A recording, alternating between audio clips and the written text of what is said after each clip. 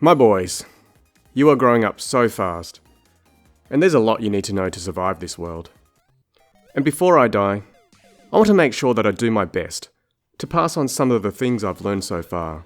Now I want to make it clear that I don't speak from a position of authority, but rather a position of partnership. I'm just some guy on my own journey, and will be learning every day for the rest of my life, if I pay attention. For anyone else listening in, if you enjoy our chat, please like and subscribe. Why do I feel the need to do this? Because I could drop dead at any second, and I want us to have these chats before you hit puberty. I never had these sorts of talks with my parents, and if there are kids out there who are in the same position I was, then putting these on YouTube could help them. Who knows? Another question is, why bother? Is there even a need? Life isn't hard, is it? Early to bed, early to rise, spend less than you make, don't take more than the earth can give, watch what you eat, go to university, get married, have kids, don't do drugs, obey the law, exercise, do yoga, meditate twice a day, don't skip legs day, brush your teeth, go to the dentist every 6 months, change your password every 3 months, don't steal, don't lie, don't cheat, shower frequently, pay your taxes, minimise your taxes, don't drop your hands, don't telegraph your punches, watch the ball all the way onto the racket, and pair up your socks as you take them off the line. What more do you need to know? If you follow that advice, you're set for life. So why then, since the dawn of civilization, has humankind needed so much guidance? Why are self-help books so prevalent? Especially when we don't even know what the self is. What makes it so hard for us to just get on with it? And what the heck can I possibly contribute to your life? There are a few hard and fast rules in life, but something I've discovered through my years is that while some people like chocolate and others prefer vanilla, everyone, and I mean everyone, loves a sport analogy. Everyone. And boy do I have a bunch for you. Our talks aren't going to tell you who you should be or what to believe. Like a coach guiding you from juniors to the big leagues, I reckon you should have a good physical base, a strong skill base, a game plan, and enough feel for the game to play what's in front of you. I will always be in your corner whenever you need me, but I want you to be empowered to make your own decisions. And most importantly, I want you to love the game. I want to see you smile, embrace teammates, and shake hands with the opposition. When you win, I hope you're gracious. When you lose, I hope you're equally gracious, respectful, and reflective. There's no point playing if you hate it, and are just dragging yourself out of bed for the money, or to keep the sponsors happy. And when the final whistle blows, I hope you are happy with your contribution, and feel that you've given it all you've got. Alright, for this first talk, I'm going to tell you the most important thing you need to know. Big call, right? But if I were on my deathbed right now, and I had a chance to beckon you closer with my decrepit old finger, so that I could use my last breath on something useful, this is where I would start. Got your pen and paper ready? Let's do it. I don't know anything. I know what you're thinking. You wasted your last breath on that? How can Daddy be so dumb? You could have at least told us something useful, like how to fix a kitchen hinge or how to spell hors d'oeuvres. I don't actually know how to do either of those. But you got to hear me out. Let's start at the beginning. Consciousness. We, and by we I mean people way smarter than me, I'm just tailgating, don't even know what consciousness is.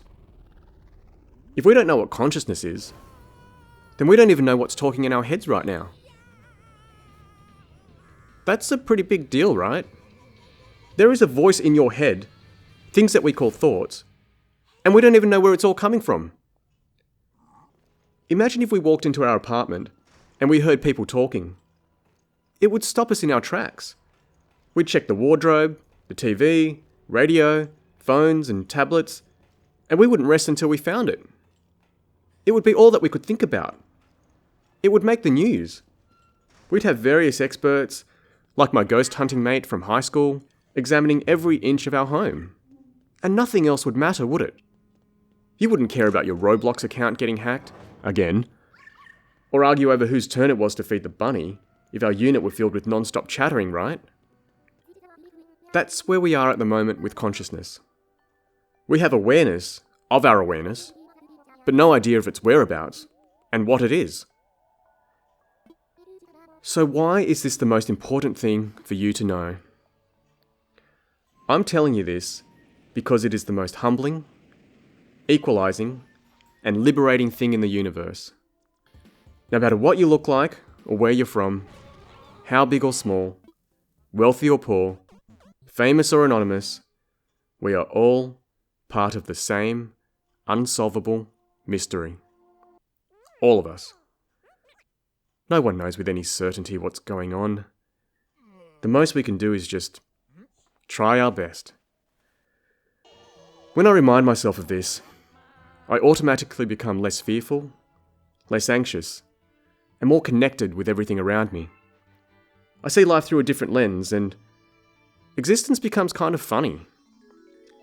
I hope you find the mystery of consciousness just as calming.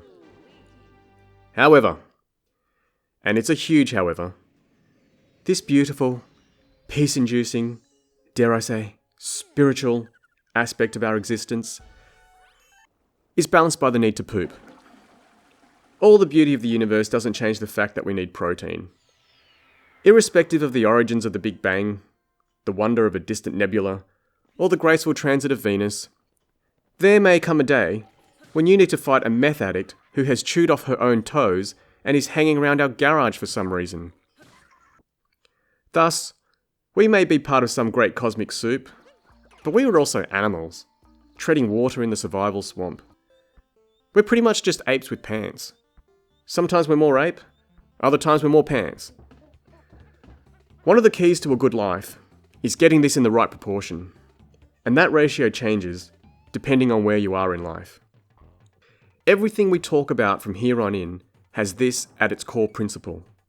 If every issue in your lives can be met with that in mind, then you will have a much greater understanding of yourselves, life, and the universe. Another one of my motivations in having these talks with you is that other people will. Wherever you turn in life, there always seems to be someone trying to tell you what to believe and how you should live your life. At this point in time, I have a small window of opportunity where you still listen to me. One day, you won't, and you will explore countless ideas. And I say go for it. But you better have the critical thinking skills to filter out nonsense. Nonsense that relates to both the animal and the mind. You will meet people who say with 100% certainty that they have an answer to the mystery. But how can they know? Could you say how long a piece of string is if you don't even understand the figures on the measuring tape? This string is 5 Fahrenheit long? We can't know the unknowable if the instrument by which we know things is itself a mystery. And you will meet people who will tell you what to do with your body, as if it's their business. I hope that by understanding your instinctive animalistic wants and needs, you will be empowered to make your own informed decisions and not be affected by other people's views. Nobody has any authority over your mind and body, not even mummy and daddy. And we want you to know that if you ever need to talk about anything, we will always be there for you and love you unconditionally. Before we move on to the talks proper, I want you to do a self-audit. Where are you in life right now? What do you love about yourself?